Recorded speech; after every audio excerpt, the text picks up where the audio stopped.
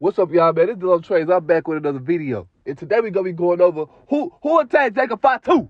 You feel me? Who left Jacob Fatu's teeth down to the ground on the SmackDown 17th episode of October? Who did that? Now, I got a couple of opinions and theories on who I think had attacked Jacob Fatu. You feel me? Because I went all in debt. Like I was a whole detect out here.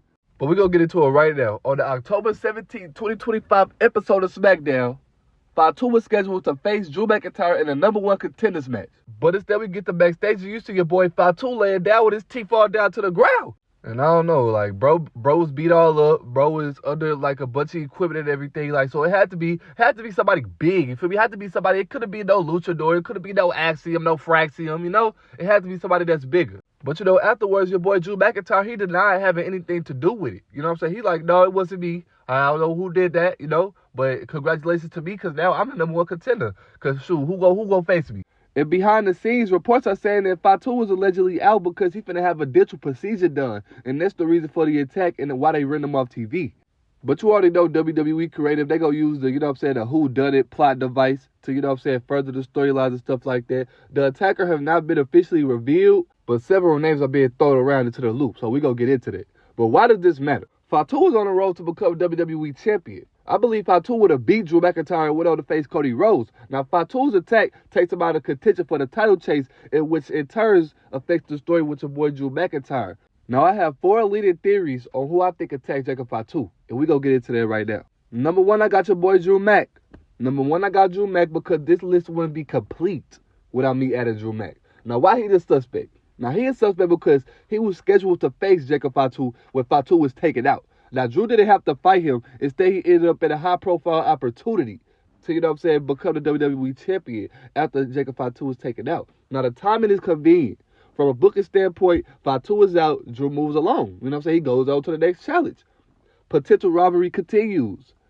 But he immediately said that it wasn't him. Like, he immediately said it wasn't him. He wasn't trying to play with them and nothing like that. He said, "It's not me, Nick. You've known me for 20 years. You know if I have smoke with somebody, I'm going to get them heads up." You know what I'm saying? He said that. So why would he attack Jacob Fatu right before they match? And he already got smoke with Jacob Fatu. He already want to hash it out with bro. He already want Jacob Fatu out of the situation. Why wouldn't he want to put him out of his misery on top of the whole stage in front of everybody? You feel me? Inside that ring.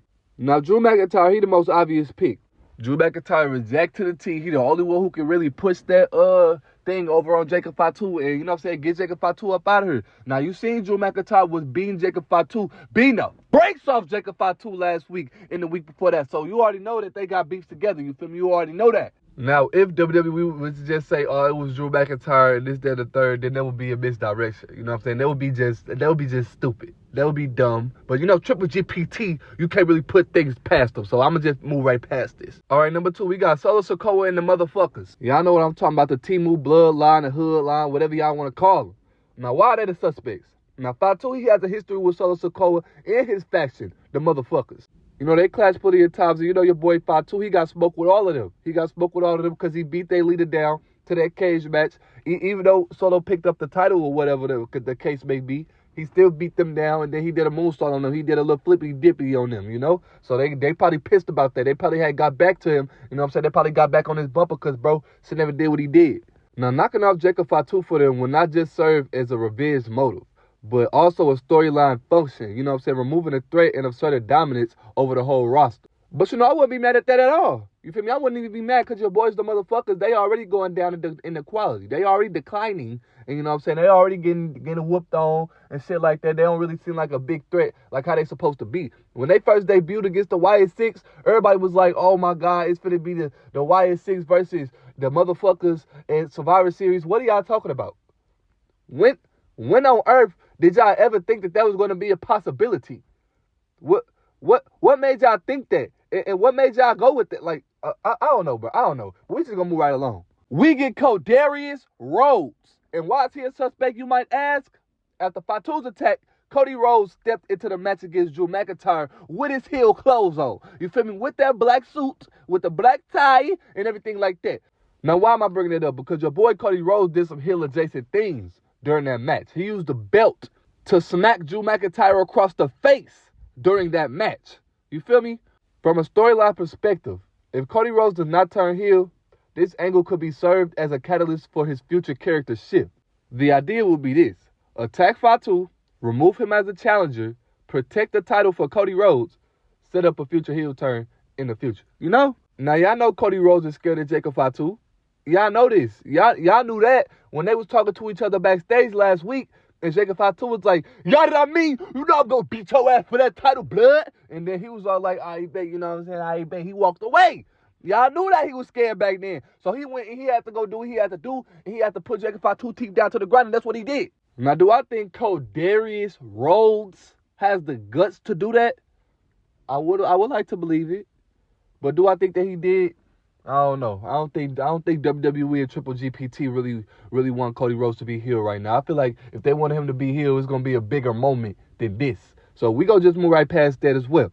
Next up, we got number 4. This your boy Randy Orton.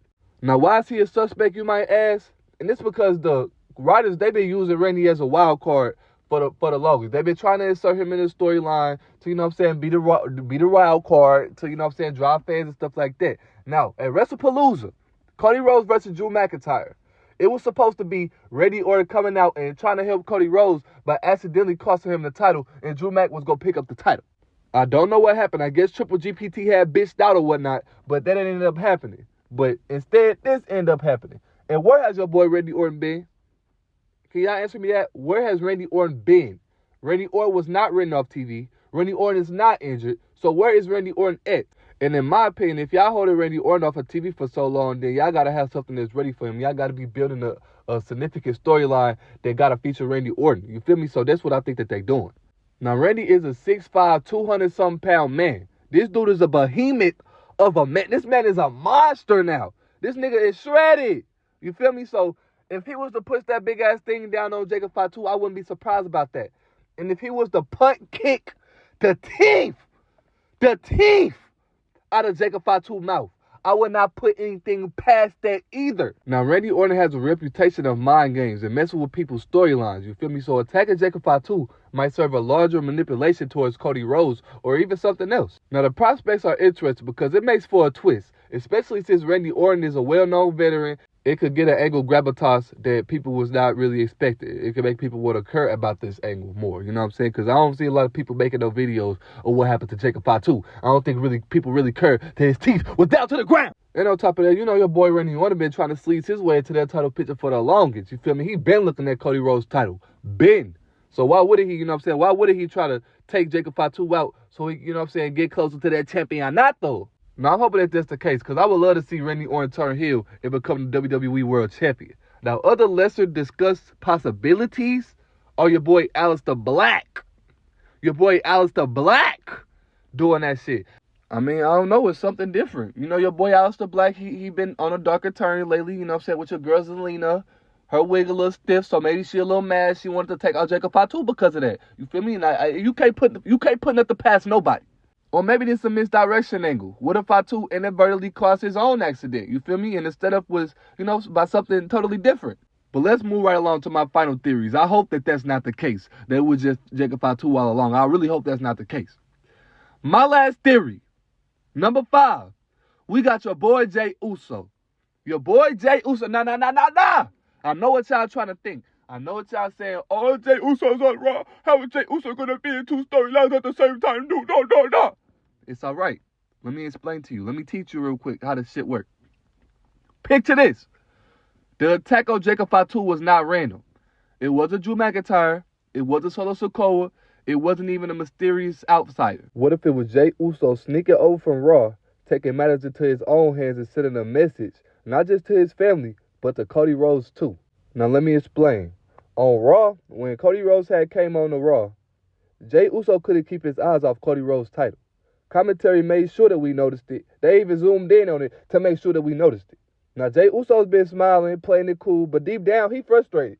Deep down, he want to be that guy. He want to be the guy at the top of the mountain. Then we fast forward to SmackDown. Jacob Fatu, the newest powerhouse of the NYE family, and suddenly he becomes the biggest threat to the championship picture. Now, the same week that Jey is clearly tipped by that gold, Jacob Fatu gets taken out backstage in one of the most brutal attacks that we've seen in months.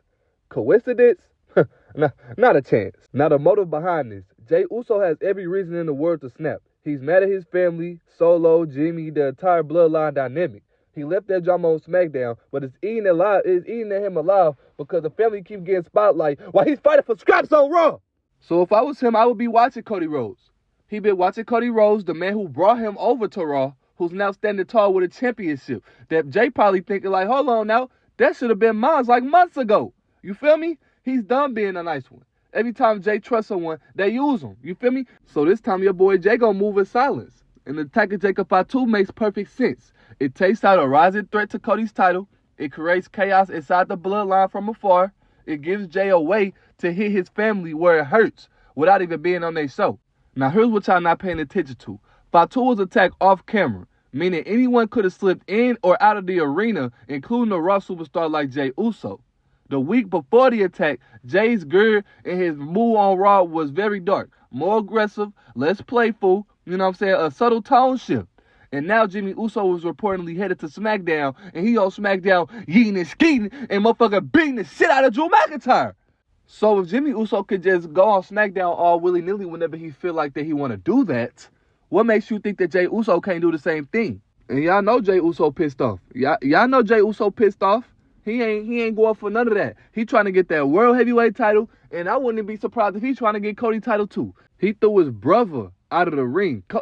He threw his own blood out of the ring. He could give a fuck. He could give a fuck about family right now. Now, if this theory plays out, WWE could be setting the stage for a massive family war right now. We could be having Jey Uso versus Jimmy Uso on SmackDown, Jey versus Cody for the world title, you know what I'm saying? And maybe even a Bloodline Civil War if it goes beyond brand lines. Like, imagine Jay just revealing it in a promo. You think I would have crossed brands, Oos? You think I would have make a statement? I took out the family's monster because I'm done playing second to anybody, Bloodline or not. You know what I'm saying? They would go crazy. They would go crazy with Jey Uso new little arc that he on, trying to be the tribal chief or what have you. In my opinion, that'll cook. Especially since I believe that Jey Uso finna join with the Vision pretty soon. I think that, and I believe that, and that video will be dropping down soon. But, hey, that's my take, fam. If Jey Uso was really the one who took out Jacob Fatu, the Bloodline ain't ready for what's coming next. Make sure y'all drop a comment and let me know who y'all think did it. And don't forget to hit that like button. It helps out the channel big time. You know what I'm saying? Subscribe to DTW, where we keep it real, we keep it raw, and we talk about everything that has to do with the world of professional wrestling. Now, I'll catch y'all next time, man. Same place, same fire. It's your boy DTW, and I'm out.